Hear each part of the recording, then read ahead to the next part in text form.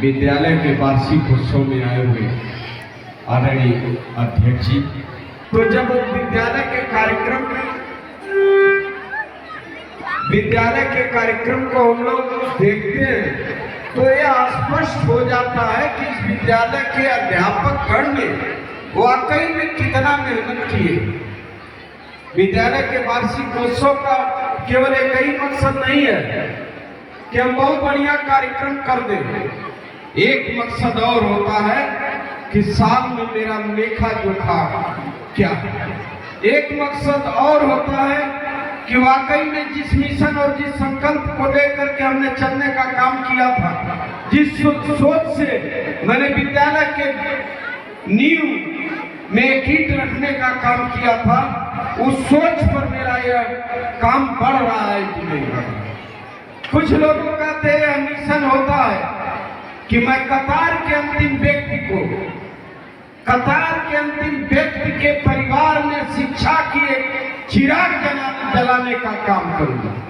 और विद्यालय वाकई में मैं दिल से कहना चाहता हूं, दुनिया का बहुत बड़ा व्यवसाय आप कर लो, दुनिया में अपने बेटे को कुछ भी बना लो, लेकिन अपने विद्यालय से जिस दिन एक डॉक्टर बना दोगे, एक IAS बना दोगे, उस दिन आपका जीवन धन्य हो जाएगा। भले ही बहुत बड़ी बिल्डिंग आपने अपने लिए तैयार कर दो, बहुत बड़ी मिल फैक्ट्री तैयार कर दो, लेकिन जब क्षेत्र के कतार का अंतिम व्यक्ति के परिवार में एक बेटा और बेटी आगे बढ़ करके जब अपने परिवार के, अपने देश के लिए जब सृजन का रास्ता अपनाता है, तो उस समय लगता है कि हमने जीवन में किया है। इससे बढ़िया पवित्र दुनिया में कुछ हो नहीं सकता। हालांकि सरकार की दृष्टि बहुत बढ़िया नहीं है। सरकार की दृष्टि यह है कि गरीब के झोपड़ी में जो शिक्षा की अलग जग रही है, जो शिक्षा के चिराग जलने वाले हैं, उस चिराग के बाती को ही दबा दिया जाए, न जलेंगे, न बढ़ेंगे, न कुछ अधिकार मांगेंगे। ये सरकार की नीतियां हैं। मेरे मित्र, मेरे साथी डॉक्टर भीमराव अंबेडकर ने कहा है, शिक्षा वह शेरनी की दूध है जो पिएगी वो गुर्राएगी, और जो नहीं पिएगा वो खेतों में हल चला कर केवल यही कहेगा कि मैंने बड़ा मेहनत किया है। मेरे मित्र, मेरे साथी, मेरे दोस्त, मेरे इस देश के प्यारे भविष्य बच्चे, मेहनत तो आप खेत में कर लोगे, लेकिन मेहनत के साथ यदि उसमें अकल से बीज और खाद नहीं डालोगे तो कुछ उस मेहनत का फल आपको नहीं मिलने वाला। जो सरकार की मंशा है, सरकार तो चाहती है कि बहुत बड़ा पैसे वाला, बिल्डिंग वालों, महल वाले के परिवार का ही बेटा पढ़े, गरीब परिवार और गरीब विद्यालय इस प्रदेश और देश में खुलने का काम न करे। इस बात को आपको सावधान रहना पड़ेगा। आप बेटियां, एक बात समय कम है, बेटियां तुम्हारे ऊपर बहुत बड़ी जिम्मेदारी है। इसलिए जिम्मेदारी है, लोग कहते हैं कि बेटियां पढ़ती है तो दो घर में प्रकाश जाता है, दो घर में शिक्षा होता, दो खानदान उच्च श्रेणी में पहुंचता है। मैं कहना चाहता हूं, एक बार 1996 की घटना है। मैं सुल्तानपुर जनपद में एक कार्यक्रम में गया था।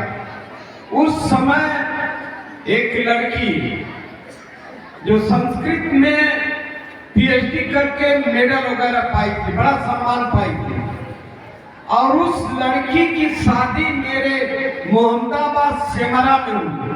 जो लड़की आज अमेठी संस्कृत विद्यालय में प्राचार्य है।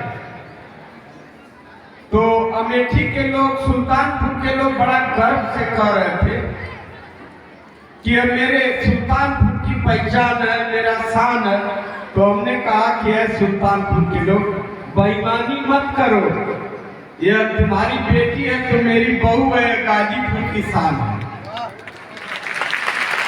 गाजीपुर की शान है, इसलिए कि उस बिटिया की शादी मेरे गाजीपुर में हुई है, सेमरा में। मैं एक बात कहना चाहता हूँ, इस बात पर तो बात सारे लोग गर्व से कहते हैं, मेरी बेटी। एक दिल की बात मैं कहना चाहता हूँ, बेटी शिक्षा के बजाय तेरे यदि इधर उधर की बात दिमाग में आए, कोई कदम फिसल जाएगा, तो उसी तरह कहता हूँ मेरी बेटी नहीं है, मेरे परिवार की भी नहीं, मेरे गांव की भी नहीं। इतना सम्मानित हो कि तुम्हारे मान से ही मेरे सर पर पगड़ी पड़ी हुई है, तुम्हारे पैर में इतना बड़ा सम्मान है कि कुल और खानदान का नाम रोशन करती है। मेरे बहने, मेरी बेटियां, एक दिल से बात करना चाहता हूँ अपने बेटों से भी। अरे प्यारे बेटे और बेटियां, दुनिया में यदि किसी काम को आप सुनोगी और कह दोगी कि यह काम, यह तो बहुत बड़ा काम है, लेकिन मैं दावे के साथ सदर विधायक जय किशन साहू कहना चाहता है, आप संकल्प लेकर कह दो कि मैं यह काम जरूर करूंगी और सफल भी होंगी, तो जरूर मैं दावे के साथ कहना चाहता हूँ वह सफल काम होगा।